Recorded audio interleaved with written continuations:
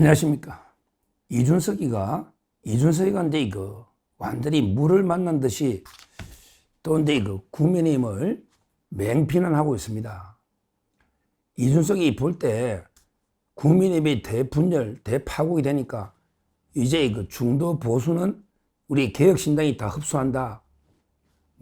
이제 이번 대선은 내하고 이게 이재명 싸움이다. 이러면서 국민의힘을 맹비난하면서 정과 사범이다.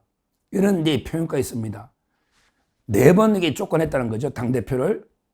그러니까 본인도 이게 쫓겨났고, 본인도. 그 다음에 김기현 대표도 이게 쫓겨났고, 그 다음에 한동훈이도 쫓겨났고, 이제 김문수까지 쫓겨나니까 정과 사범 아니냐. 뭐 이런 이야기 같아요. 누가 쫓겨났다는 말은 안 하는데, 정과 사범이다. 이게 당이냐. 그러면서 의인이 10명만 있어도 안 망할 텐데, 국민의힘에 올바른 의인이 없지 않냐. 이런 식으로 맹비난을 하고 있습니다. 근데 이거 다 깊은 사정이 있습니다. 무조건 쫓겨냈다. 이건 저는 그렇게는 안 봅니다. 예를 들어 이준석 본인부터 아무 이유 없이 쫓겨난 거 아니잖아요. 본인이 성상납 의혹부터 증거인멸까지 여러 의혹이 있을 때 당이 징계위에서 징계를 하고 막 법적 분쟁 소송하다가 본인이 스스로 탈당한 거 아닙니까? 그러니까 아무 이유 없이 탄압받아 쫓겨낸 건 아니다. 이 말입니다.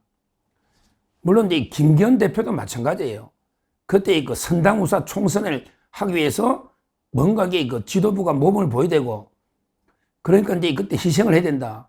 이러면서 한동훈이가 한참 인기 좋을 때 비대위원장 모셔와야 된다. 이런 이제 분위기 속에 김기현 대표가 이제 사퇴하고 울산에 국회의원에게 나간 거 아닙니까? 본인이 둘 중에 하나는 포기해야 된다. 기득권. 이럴 때 국회의원직을 선택한 거 아닙니까? 김기현 대표가. 이걸 일방적으로 쫓겨냈다 하긴 어려워요. 그 다음에 한동훈도 마찬가지예요.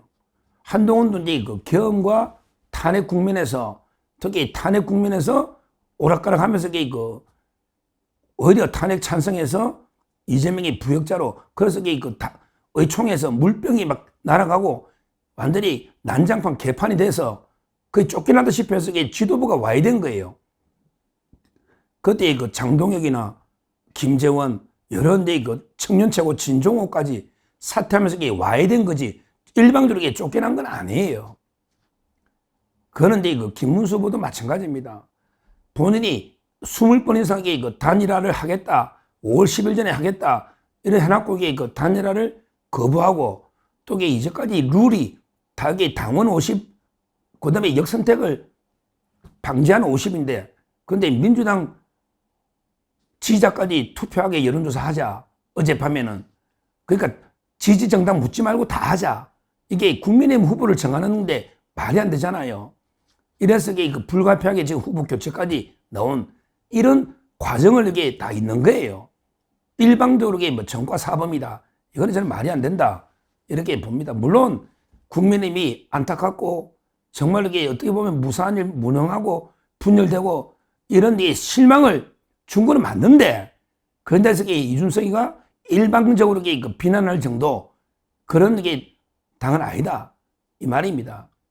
그러면 이준석 당에는 헌하고 진흙탕 싸움 지금도 노각 계속 하고 있잖아요. 어느 당이든 이런 게 있습니다. 지금 민주당만 이재명이 워낙 일극유일체제에 억눌려 가지고 완전히 일사불란하게 보이지만, 그런 게 보통 정당들이 내부적으로 하면 다 이런 데 여러 문제들이 있긴 있습니다. 민주당도 언제 터질지는 몰라요. 지금은 이재명이 위세로 누르고 있는 거죠. 워낙 개딸 일극체제니까. 하여튼 중요한 거는 이준석이가 이제 내가 최대 수혜자다. 이런 이제 국민의힘의 대분열은 이재명, 이준석, 한동훈이가 웃고 있다. 이제 내가 최대 수혜자다 이러고 있는데요. 여기서 이제 제가 제시하는 거는, 그러다 보니까 이제 자꾸 이준석하고 이게 무조건 어떻게든 단일화해야 된다.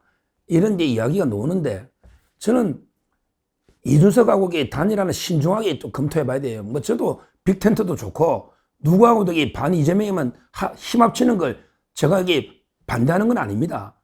이준석하고도 할 수 있으면 해야죠. 해야 됩니다.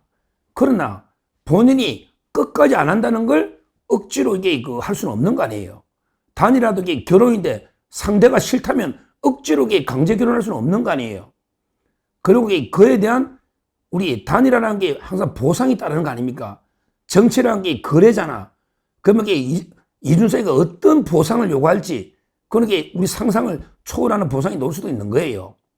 뭐 본인이 뭘 요구할지, 뭐 당권을 요구할지, 아니면 이게 뭐 서울시장직을 요구할지 그건 모르는 거예요. 따라서 이게 소탐대실이 될 수도 있는 거예요. 소탐대실이. 그러니까 저는 이준석하고 단일화를 아예 처음부터 포기하자는 건 아니고, 여러 가지로 이제 대화나 노력은, 협상은 해볼 수 있겠지만, 되면 좋죠.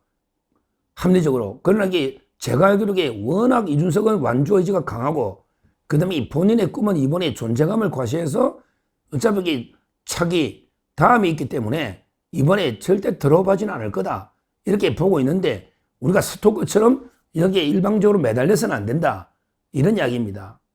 제가 이준석을 잘 아니까. 자, 그렇다면 제 대안은 뭐냐? 우리가 이제 청년 정치인을 좀 키우자는 겁니다. 바로 보수도 우파도 청년 정치인들을 키우자는 거예요. 조금 생각이 서로 다를 수는 있어도 크게 보면 우파 가치를 공유하면서 반 이재명 전선에 있다면 키워보자는 거예요. 뭐 대표적으로 몇 명 예를 들어 보면, 뭐 김재섭은, 뭐 저는 비판도 많이 합니다. 김재섭이가 한 번씩 뭐 돌출 발언도 하고 뭐 당에 윤석열 대통령에 대해서도 이런 발언을 해도 아직은 우파 쪽에 있잖아요. 국민의힘 소속으로. 그러면 뭐 이준석이는 더 맹비난 하지 않습니까? 이준석이 보다야 김재섭이가 낫지 않겠습니까? 그러면 대항마로 도봉이 국회의원 한번 키워보자는 거죠. 그리고 제가 보니까 김용태도요, 이준석보다 나아요. 김용태도 아주 반듯한 참 훌륭한 청년 정치인이다, 이렇게 저는 보거든요. 그 외에도 우리 옛날에 신전대에 운동하면서 최고위원도 몇 분 나오고요. 제 서정TV에 출연됐지만 김정식이라고 있잖아요. 김정식. 이런 분들이 진짜 훌륭한 청년 정치인이다, 이렇게 봅니다. 그 다음에 원래 청년 정치인 중에요, 장해찬도 있잖아요. 그 얼마나 억울하게, 아니 장해찬보다 막말 안 한 국회의원들이 누가 있냐고요. 어릴 때 일기처럼 쓴 거 몇 줄 가지고 한동훈이가 공천 배제한, 이게 말이 됩니까? 장해찬보다 깨끗하게 그 막말 한 번도 안 한 놈이 민주당에 누가 있냐고요. 양문석이 뭐 이런 거 떠나서. 그러면 장해찬이 한번 키워보자는 거예요. 우리 청년 최고 됐고 장해찬 좋잖아요. 그 다음에 제가 보기에 뭐 이름을 다 금명 못하지만 그 박민영 대변인도, 박민영 제가 직접 몇 번 뵀더니 진짜 반듯한 그러게 토론의 달인이고 참 생각도 바르더라고요. 박민영 뭐 이런 분들이 키워볼 수 있는 거 아닙니까? 그 다음에 저희 서정TV에 제가 놓지만 백지원 대변인, 나경원 캠프에 백지원, 참 진짜 청년 나이잖아요. 이렇게 찾아보면 진흙 속에 진주들이 많이 있습니다. 많이 있어요. 자, 우리도 청년을 키워보자는 거예요. 근데 이번에 국민의힘에 특히 김문수 후보가 처음에 후보될 때 선대위원장 발표한 거 보고 제가 참 많이 좀 실망을 했습니다. 의례적으로 선대위원장, 의례적으로 경선 논사에게 발표할 수 있는데 벌써 몇 번 보십시오. 한동훈을 할 때도 상의 없이 했다가 거부해버렸지 않습니까? 한동훈. 그 다음에 홍준표 후보는 미국 간다는데 발표했다가 또 해프닝으로 끝나버리는 이런 게 계속 실수가 나오지 않습니까? 근데 더 제가 문제 제기를 하는 거는 거기에 청년이 안 보이더라고.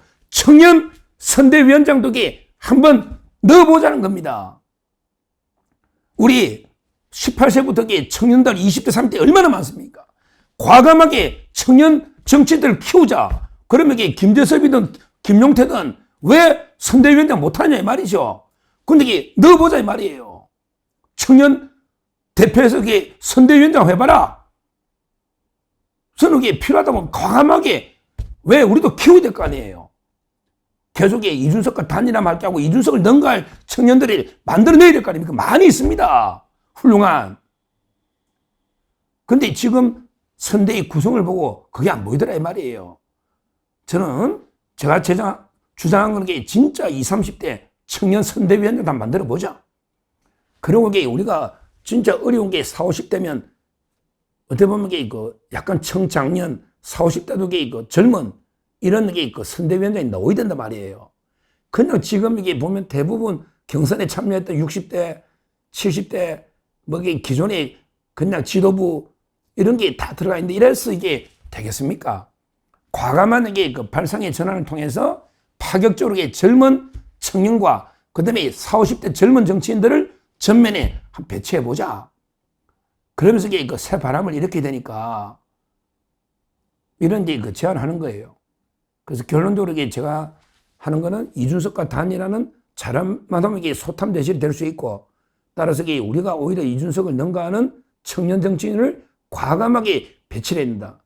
이준석이도 어릴 때 박근혜 대통령이 진짜 젊을 때 비대위원 최고위원 자리를 주면서 했잖아요. 근데 우리는 그런 게 부족합니다. 청년들을 세대를 대표하는 거니까 경력 따지고 뭐 따지고 뭐 학번 따지고 이러면 이게 안 되잖아요. 20, 30대 세대를 대표하는 하나의 대표자라면 저는 과감하게 상임이든 뭐든 선대위원장을 줄 수 있고, 지도부도 우리가 파격적으로 좀 젊게 한번 구성을 해보자. 이런 제안을 드리고요. 실제 이준석과 단일화에 너무 집착해서는 안 된다. 일방적으로 스토크식으로 계속 접근하면 오히려 몸값만 띄워주는 거예요. 이준석의 몸값만 올려주는 거예요. 오히려 저는 새로운 스타 청년 정치인들을 발굴하자. 지금도 있고, 제가 한 6, 7번 제안했잖아요. 이분들이 저는 다 훌륭하다 보기 때문에 이분들을 과감하게 전진 배치하자. 이렇게 제안을 드립니다.